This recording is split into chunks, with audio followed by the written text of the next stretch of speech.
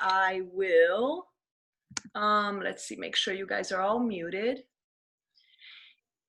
Dave, I know that I would love to hear your story again on how you came upon your Thai yoga teacher, and I'm thinking that maybe some folks in here would be curious about that as well. So maybe you could share a few words on that before Okay. we begin with the exercises. All right. So I had spent 3 years as a Peace Corps volunteer in Thailand and learned about traditional Thai massage, but also that there was a system of exercises and self-massage that went along with it, which we can call Thai yoga or Reusi Dat Ton. And but I wasn't able to find any teachers at the time. So I returned about 10 years ago to do more in-depth research. And there were just a few books. One was from the Thai Ministry of Public Health, so I visited them and learned a little bit there. But one of their main experts had just recently died. So I thought, oh no, what am I going to do? But I found out there were a couple of certificate programs at Wat Po, the Temple of the Emerald Buddha. So I went there and I took their course, which had taught 18 exercises in one day. You got a certificate.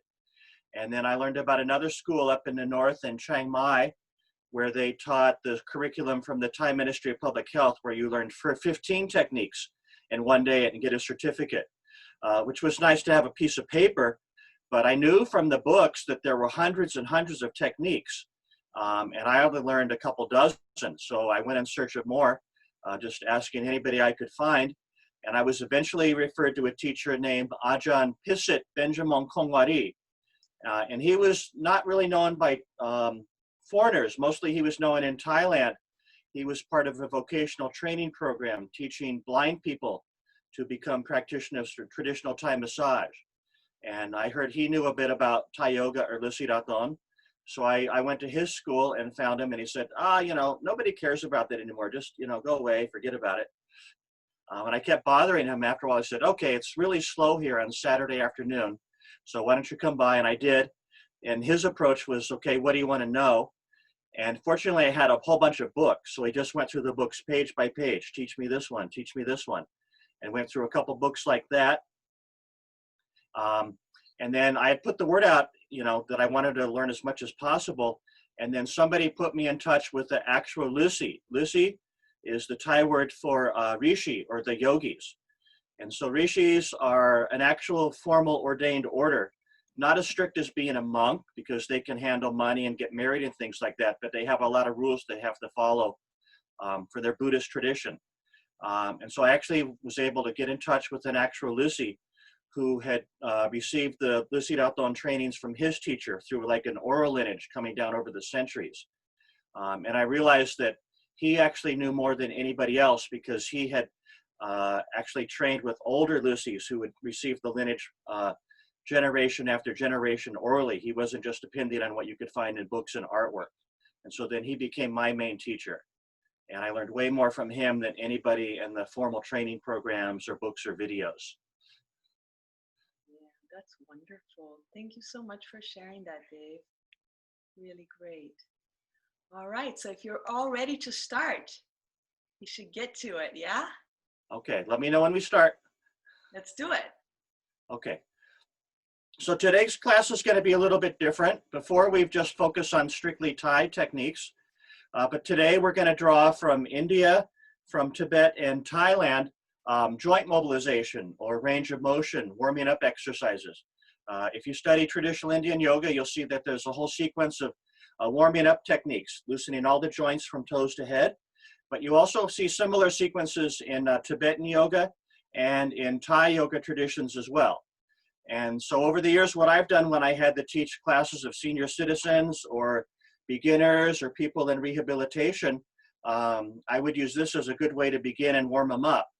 And today what we're going to do is techniques from all three different branches, India, Tibet, and Thailand, kind of all strung together. They follow a similar pattern, but we're doing all the techniques all together, okay?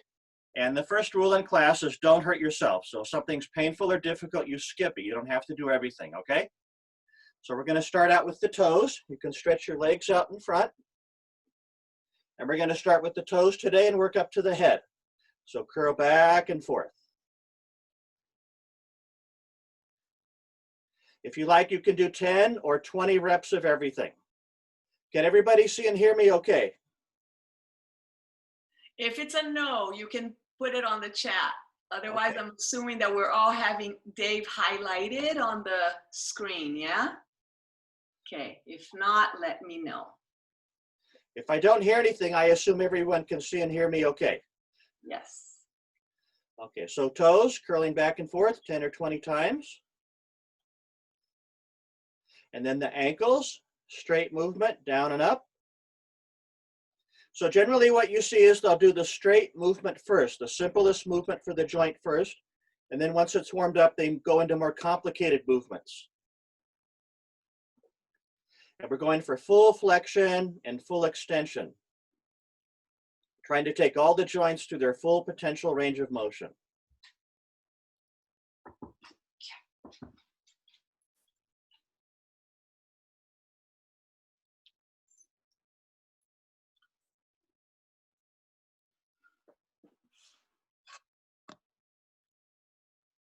Okay, after straight movement, then the toes will drop to the outside and then to the inside, back and forth.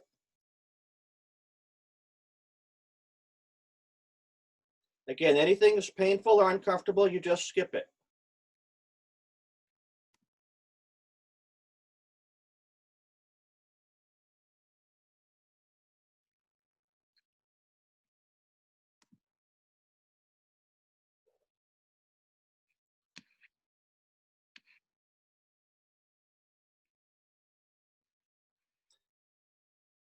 Then we'll bring the feet together. Try to keep the inside edges of the feet together and then try to bring the soles of the feet together and apart, as if you're making a prayer gesture with your feet. Which tradition is this, Dave? We're still ankle exercises. I don't know if it has a formal name. Yeah.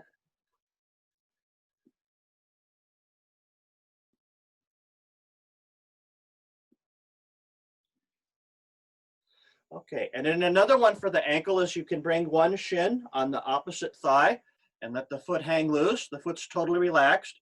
And then the hand comes to the sole of the foot, and the hand does the work of circling while the ankle and foot is completely relaxed.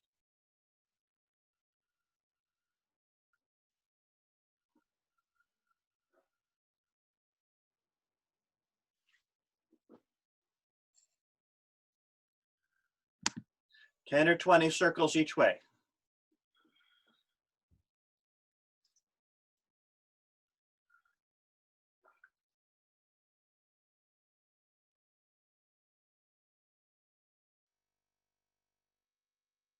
Same thing on the other side. You bring the shin on the opposite thigh, let the foot hang loose, and circle.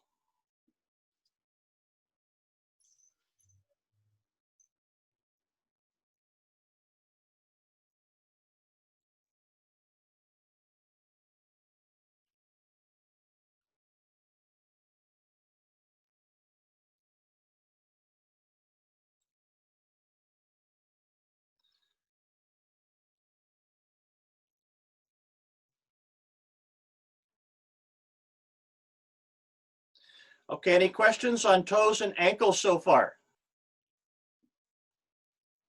Not yet. Okay? Not yet. Yeah. We're good. Okay, so now moving up the body to the next joint, it's going to be the knees. You can interlock your fingers underneath the hamstring of one leg and straighten and bend the leg.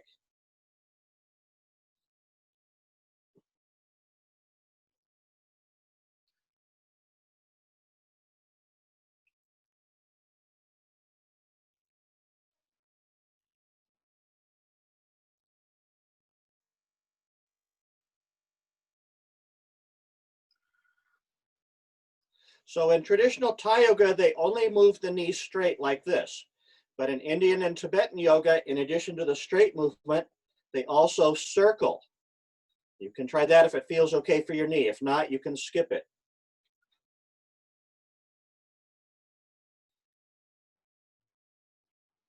Ten or 20 circles each way.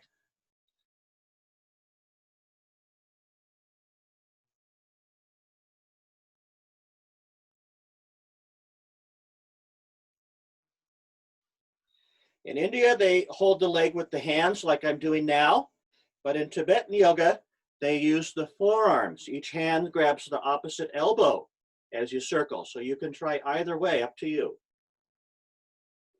Holding the leg with the forearms like this, or just holding with the hands. So there's a lot of similarities, but little differences like that you'll find. Okay, we'll do the other side. You grab the back of the leg, straighten and bend.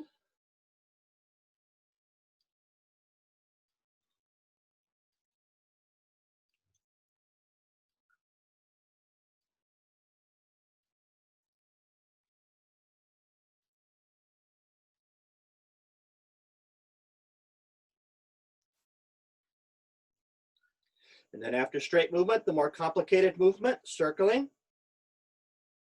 You can be holding the leg with the hands or do Tibetan style. Hold with the forearms, grabbing your elbows, either way.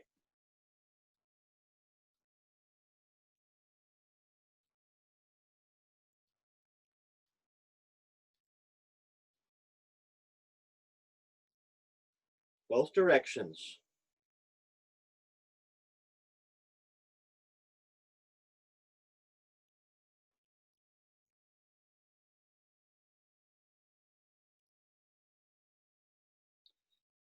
All right, now moving up the body, the next joint is going to be the hips. We'll start with the half butterfly. You can bend one leg, and you're going to grab the knee, pull it up towards the chest, and let it drop back down, up and down. You can keep your foot on the floor, or you can bring the foot up onto the opposite leg, either way, bringing the knee up and down.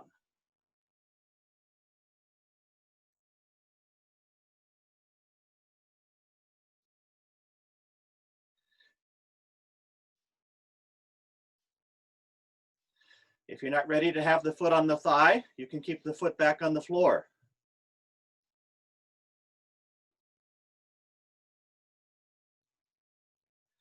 After the straight movement, then the hand is going to guide the knee through a little circle. You can imagine you have a marker on your knee, and you're going to draw a little circle out in space with your knee.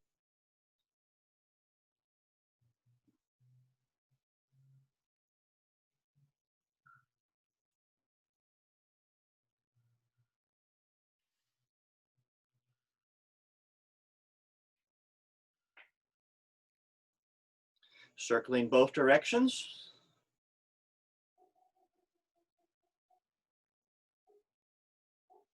Dave, how can you do this on a chair? Oh.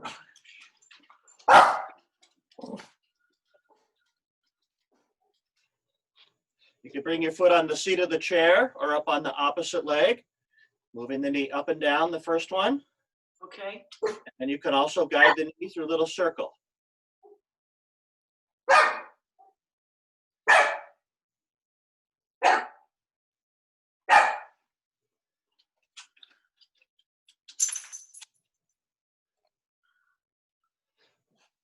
Okay, has everybody circled that knee both directions?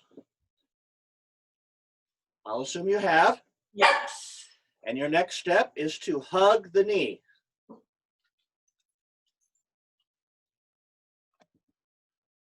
So we have that famous question again about the significance of the number. Uh-huh. The number of repetitions. It seems to vary according to the culture. In India, they like to do things 5 or 10 times, whereas in Thailand and Tibetan yoga, they like 3, 5, 7, 9, 21 repetitions. Don't ask me to explain exactly why. I don't know. It has to do with like numerology. Okay, after hugging the knee, if you want to go a step further, you can do what's called cradling the baby. If that was too much, you simply hug the knee as you were before. To cradle the baby, use the inside of the elbows to grab the edge of the foot and the knee. Maybe you can interlock the fingers. If that's too much, you simply hug the knee as you were before. And you can remain still like this, simply cradling the baby, or you can rock the baby.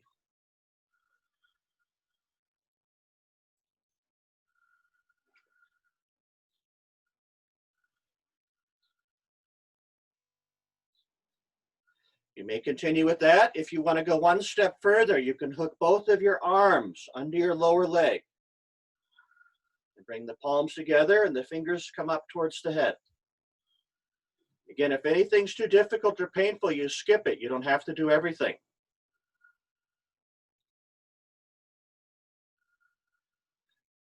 Okay, so this was the first half of an entire hip loosening series. I think we'll leave it at there and go on to the other side. But there are additional more advanced techniques. Maybe we'll see that in another class. Deal. Okay, so again, we're going to repeat that whole sequence. We start with the half butterfly, pulling the knee up and down. Again, the foot can stay on the floor, or you can bring the foot onto the opposite leg, either way.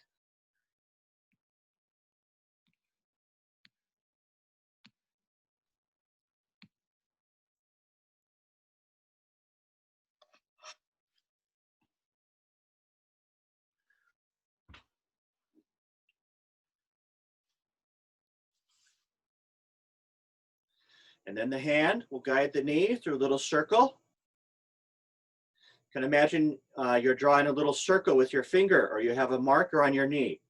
Drawing a little circle out there in the air with your knee.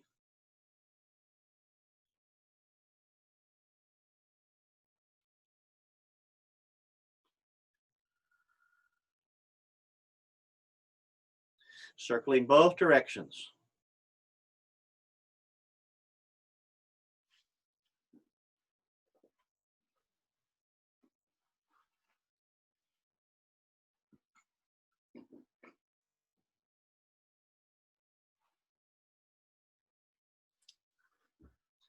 Okay, and then you're going to hug the knee to the chest. Trying to sit up tall and straight.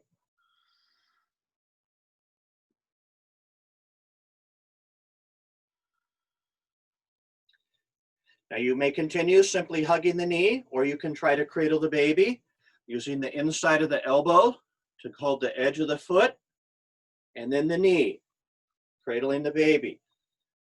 If that's too much, go back to simply hugging.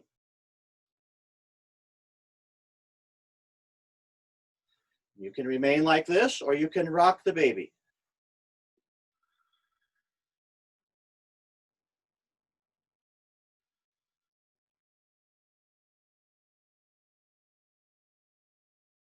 If you want to go a step further, you can hook both of your arms under the lower leg. Palms together, bring the fingers up by your head. Deep breathing through the nose.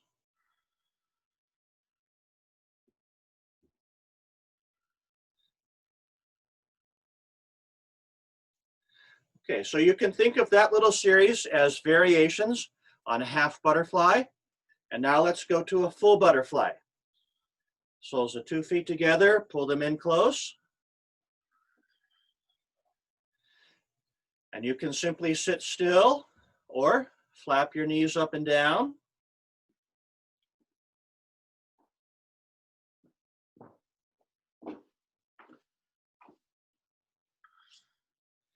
Or you can put the hands on the knees and push them down towards the floor. If you're not ready for that, continue with one of the previous techniques.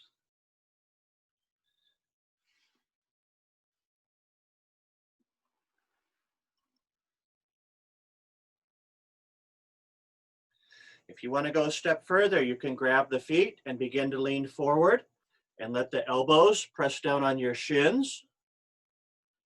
If that hurts your back, skip it. If you're okay, your next goal can be to drop the elbows down to the mat and then maybe one day kiss the ground.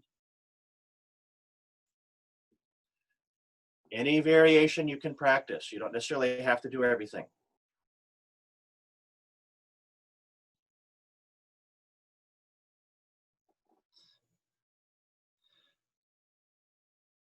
Okay, another trick for the hips is you're going to sit with the 2 legs straight, spread far apart.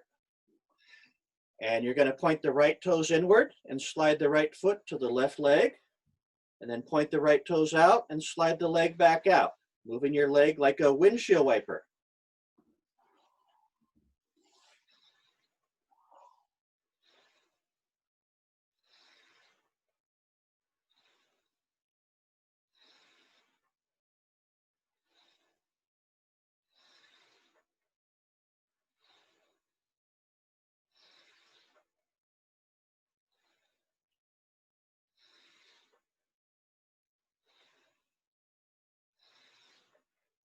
And then you repeat on the other side. You point the left toes inward and slide them to the right leg, and the left toes out and slide them back out.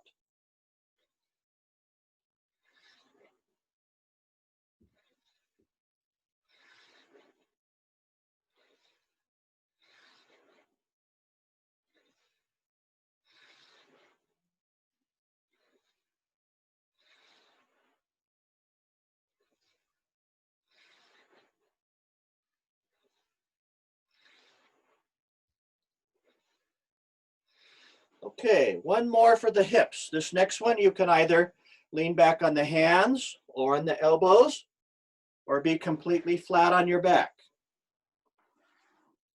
You're going to bring the right knee up towards the chest, drop the knee out to the side, and straighten it back.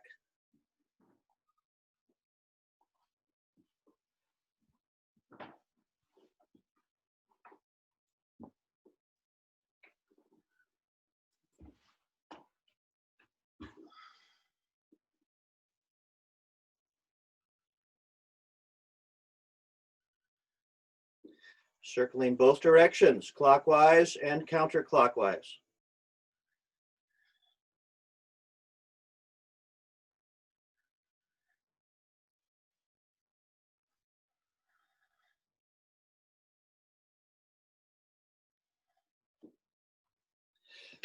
Same thing on the other side. You draw the knee up to the chest, drop it out to the side, and then circle it back. We're just doing external rotation. You're not crossing the leg over the center line.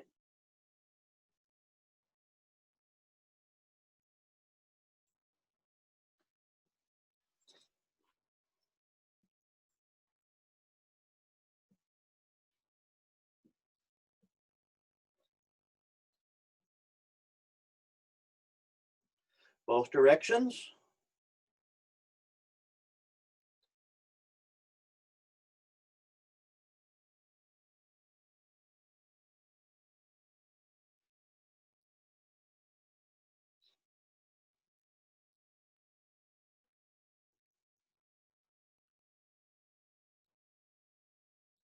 Okay, back up to seated cross-legged. You can sit however is comfortable. Easy pose with 2 feet on the floor, or half lotus, 1 foot on the opposite leg, or full lotus if you're able.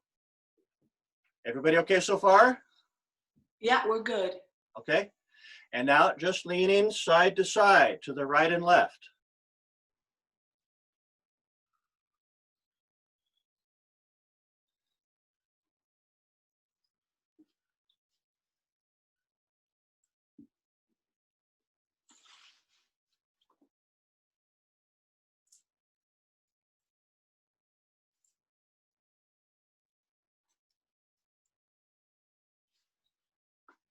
And then a circle.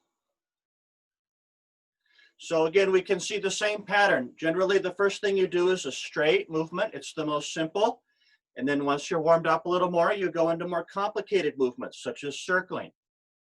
So it's little baby step progression from simplest movement into the more complicated movements.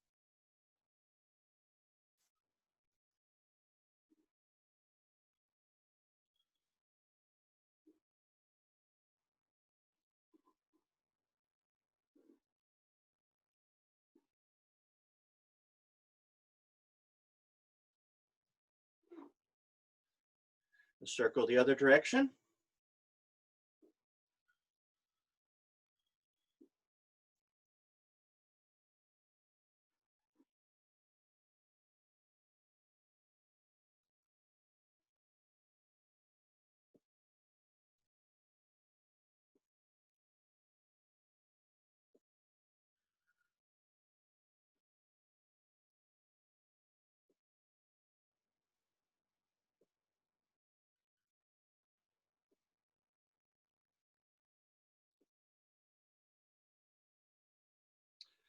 Okay, now moving up, we're going to try to isolate the rib cage. If it helps, you can place your hands on your ribs and shift your ribs to one side and then forward and then to the other side and back.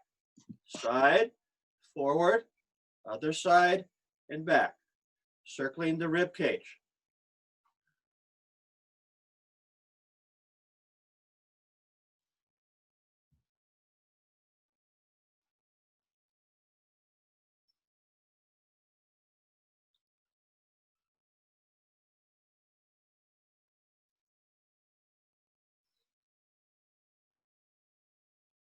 And then the other direction. Side, forward, other side, back.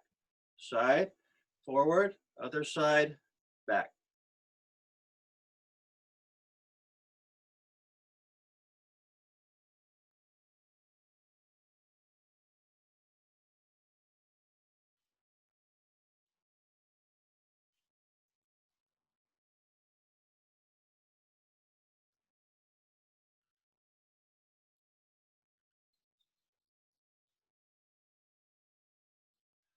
All right, now simply twisting right and left. You may keep the arms and legs bent like this, or if you prefer, you can have the arms and legs straight. And one hand reaches for the opposite foot as you look over the shoulder at the hand behind you, and then you twist the other way, reach for the other foot, look over the shoulder at the hand behind you.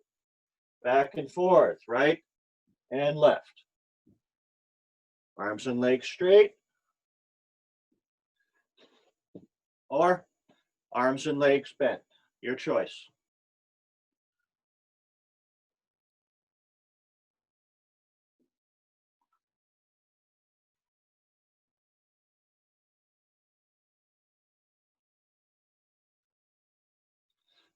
Okay, now moving up the body to the shoulders. Single shoulder shrugs. One shoulder tense, straight up, and then let it drop. And then the other shoulder tense, up and down. Just alternating right and left. Straight up and down.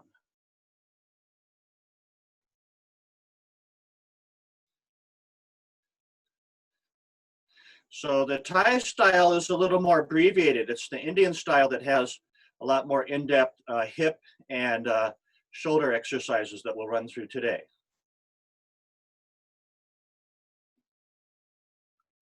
It's alternating right and left. Single shoulder shrugs, and then double shoulder shrugs, up and down, straight up, relax, let them drop.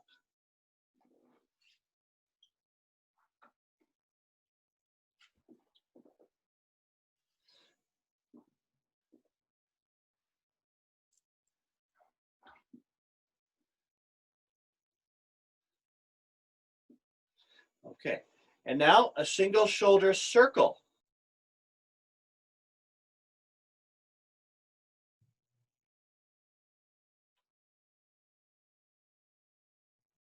So again, we see the same pattern, straight movement first, and then once it's warmed up, you move into more complicated movements, such as circling. You can do 10 or 20 circles clockwise, and then counterclockwise.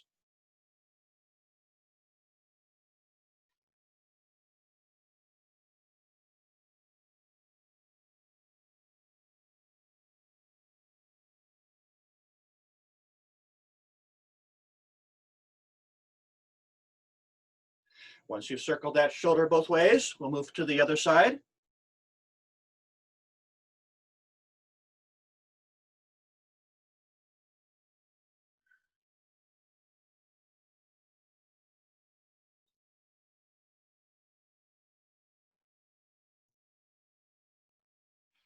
Both directions.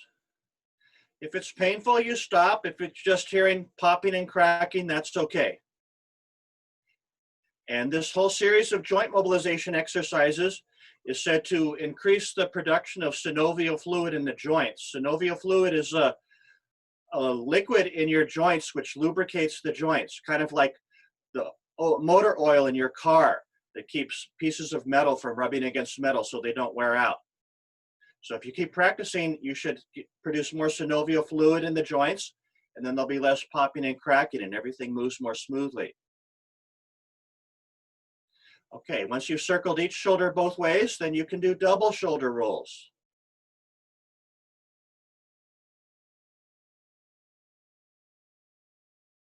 If doing 20 is too much, you can do less.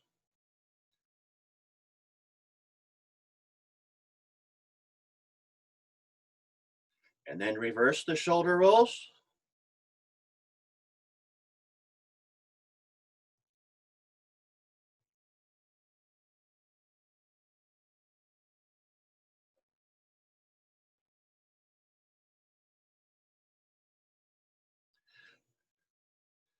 Okay, and then the kayak. The shoulders are going to be circling opposite each other.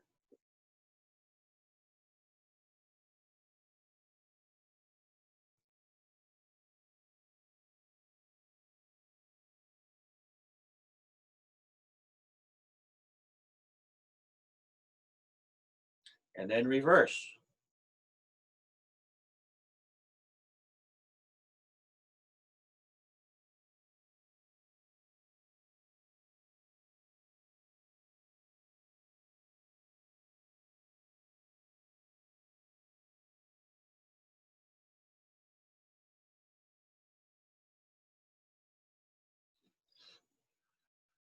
Okay, next one, you're going to bring your arms out to the side, place your fingertips on the shoulders, and you're going to make big circles with your elbows.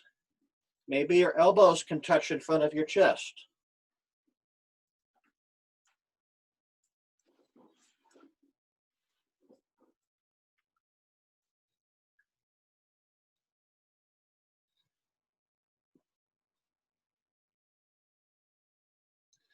Both directions. In the Thai language, this series of exercises is called shaking the joints. In India, they call the wind releasing or the energy releasing sequence.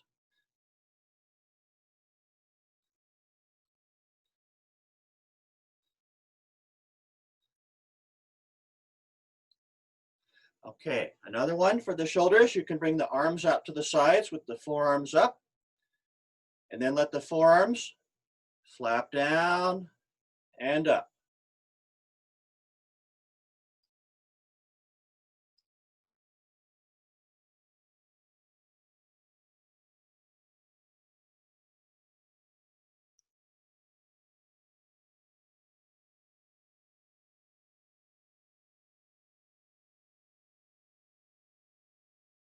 Onto the elbows, arms extended out in front. You're going to touch the shoulders and then straighten. Again, we're going for full flexion, full extension of all the joints. Try to take all your joints through their full potential range of motion.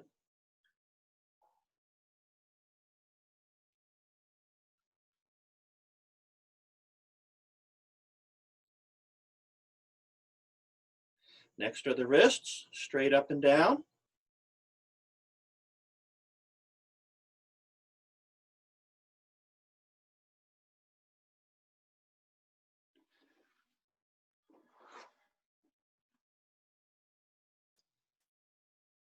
Another one for the wrist, you can have the palms up and then move them sideways.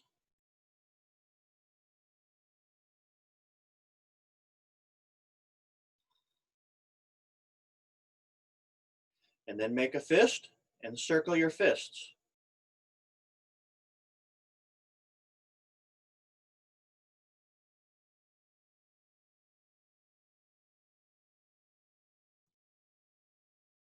Circle both directions.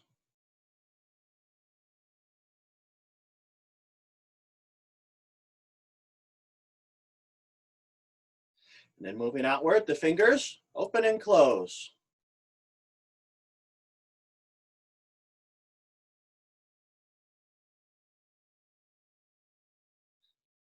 Okay, do you guys want to learn the fancy finger exercises today?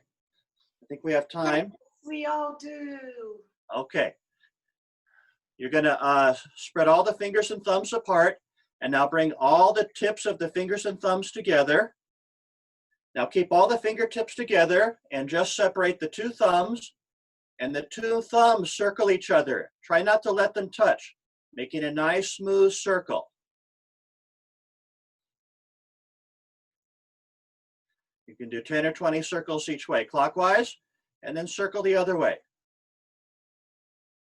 Nice smooth circle, don't let them touch.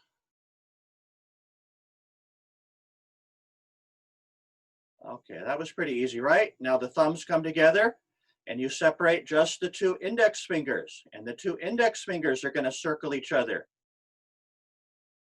Try not to let them touch.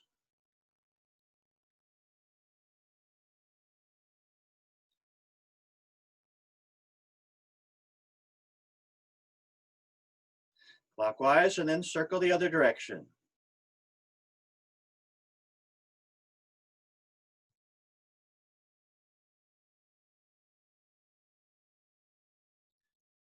Okay, index fingers together, and then you're going to separate the middle fingers and let the middle fingers circle each other. Try not to let them touch.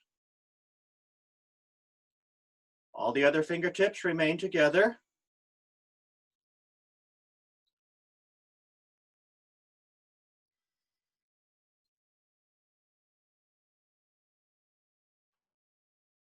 And reverse.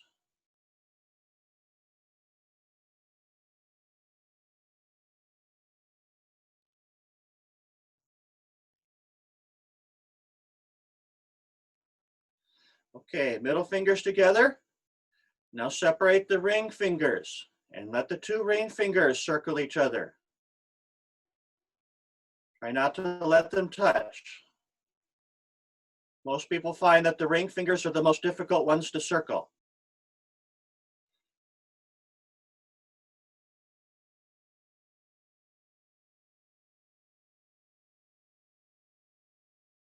And then reverse.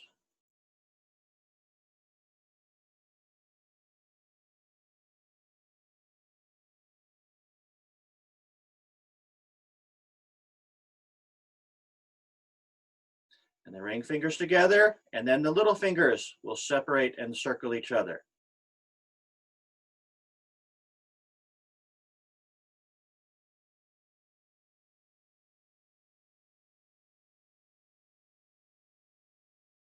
And reverse.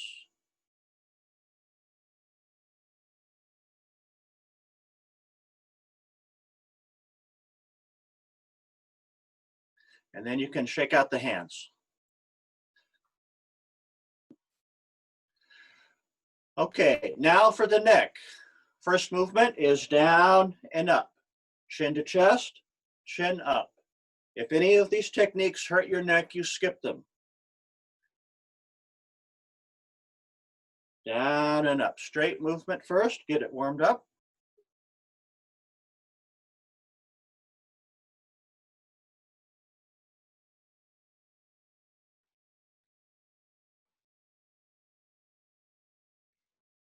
And now side to side. Is it bringing one ear towards the shoulder?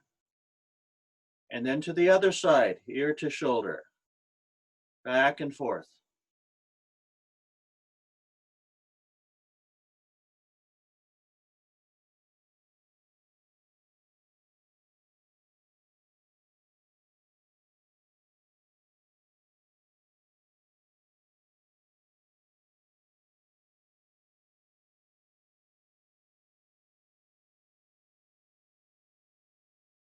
And then twisting, look over the right shoulder, and then look over the left shoulder.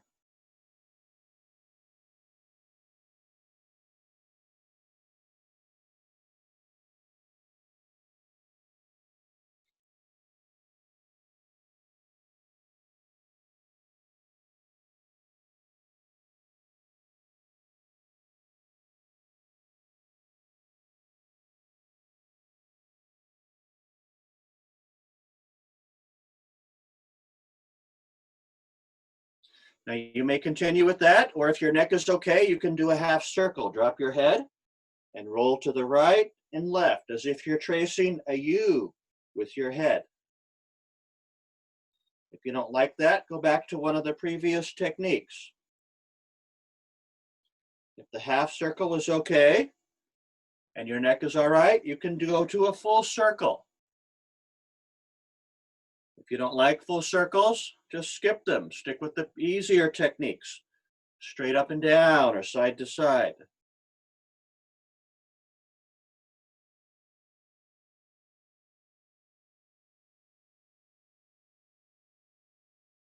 Circling both directions.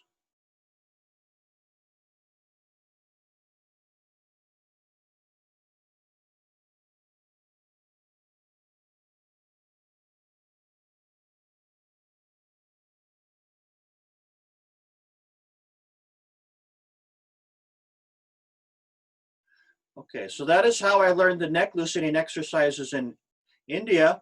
And now I'll show you what I think is a unique trick from Tibetan yoga that I've not seen anywhere else. They bring the arms behind the back, and each hand will grab the opposite elbow. Or maybe you can just grab your forearm. So grabbing your forearms or elbows behind your back.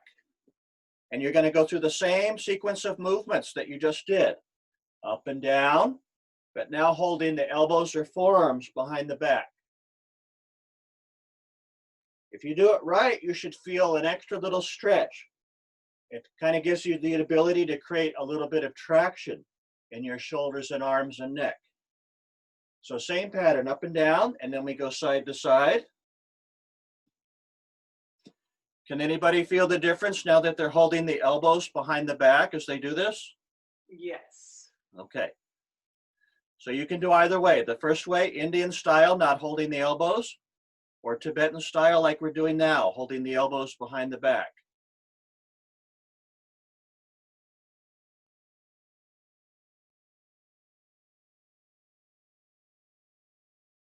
And then twisting.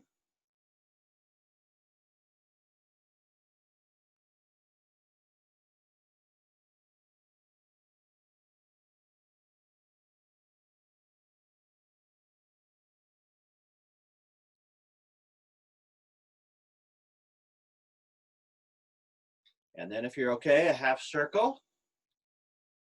If half circle was okay, full circle.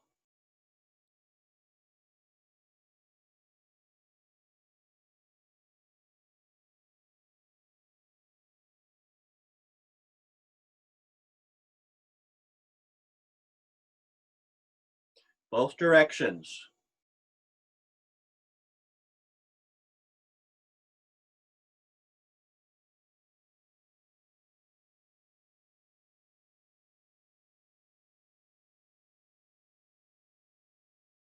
Okay, you can release the elbows.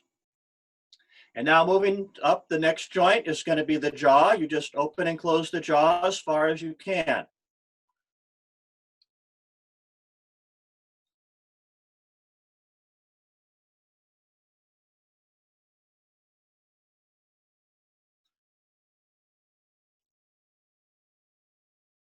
And then last will be the eyes. They're not actually a joint, but it's included in the whole joint loosening or range of motion sequence. So try not to move your head or neck, only the eyes. Look at the ceiling, look at the floor, look at the ceiling, look at the floor. Up and down with the eyes.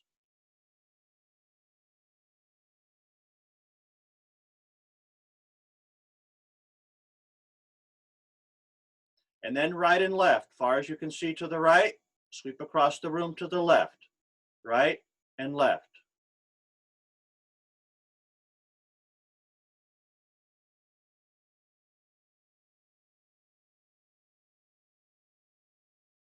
So we made a cross, and now we're going to make an X. First diagonal, look upper right, sweep down to lower left, upper right, lower left, upper right, lower left.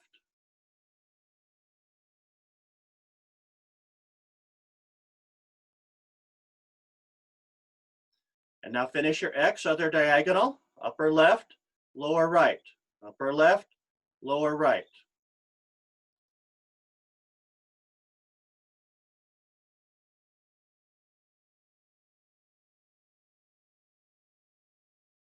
So after a cross and an X, now we're going to make a circle. Look up, right, down, left, and up. You can trace 5 or 10 circles clockwise, 5 or 10 counterclockwise.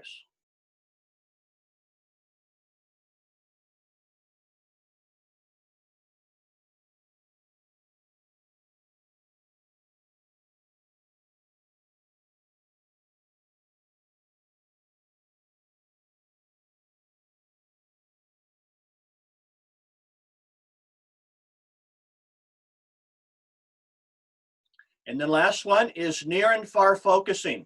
So the near point is going to be the nose. If you can see your nose, look at the tip of your nose. If you can't see your nose, you can bring up your thumb and bring it as close to your nose as you can. That will be your near point. So focus either on your thumb or nose. and then pick a point on the wall opposite you about eye level that you'll focus on. So you focus on the nose, focus on the wall, focus on the nose, focus on the wall, focus near, focus far, back and forth, nose, wall, nose, wall. Focus near, focus far.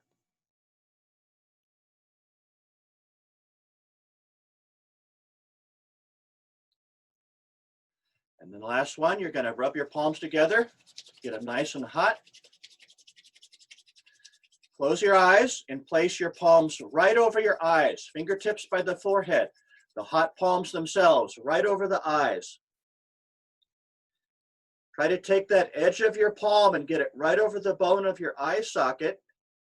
And if you can do it right and get an airtight seal as the hands cool down, you'll create a little negative pressure, a vacuum, and increase blood circulation into your eyes. If you like, you could heat them up again and place the hot palms right over the closed eyes.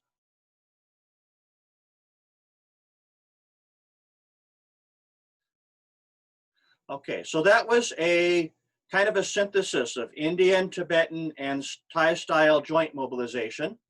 I found that really helpful in teaching beginners, senior citizens, beginners, and rehabilitation. It's a really good, pretty safe way to warm it up. And almost everything that we did could as well have been done in a chair as well.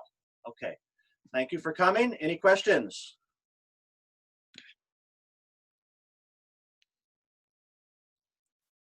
Not yet. I'll keep an eye on it, but just a couple of comments. First of all, Okay. so much, Dave. That was just so wonderful. This whole series has been so wonderful. And then why don't you guys put yourselves on gallery view so we can all see one another. And this has just been really special because you guys are all here. So thank you all so much. You know that David's workshop coming up on July 11th, he wants to keep it at 10 people only. I think I can convince him to add like maybe 5 more people, but just so you guys know, there's already 7 people, I think, on the list. So if you want to be a part of that, you can sign up on our website on Monday. I'll make sure that it's up by then, okay? Or if you have any questions about that. And we're also talking about what we might do for the fall, hosting Dave on an online format like this again. Would we do another workshop? And if so, what style? What would you like to see? Would you like to see more back care? Would you like to see the more advanced work that Dave does? So it'd be good to get your feedback on that. Or maybe just regular classes, you know, like 45-minute classes on a weekly basis. So keep me posted on that. This coming month, we still have free offerings of yoga. I'll be teaching like mostly Iyengar style with some restorative as well. And that will be on Wednesdays at noon. And then next Saturday at this same time, I'll be doing a talk on dinacharya practices. So these are Ayurvedic daily routines, and this is such an optimal time for it, right? Because we've all have to become so adaptable in the last couple of months. So it's really a tremendous opportunity to look at routines that can really transform our lives for the better, and in turn the whole world. And then we also have a couple more Ayurveda workshops in June, same on Saturdays at noon, and they will be on the immune system and on body type, the doshas. Okay, so I am not seeing any other questions than just much gratitude from so many of you to Dave. So passing that on to you, Dave. Okay, thank you for coming. And I will close with a little prayer from Yogananda, if it's okay with you all. We just close our eyes and center for a moment. Heavenly Father, Divine Mother, friend, beloved God, may thy infinite love shine on the sanctuary of our devotion. And may we be able to awaken thy love in our hearts. Om peace, shanti, shalom, amen. Namaste.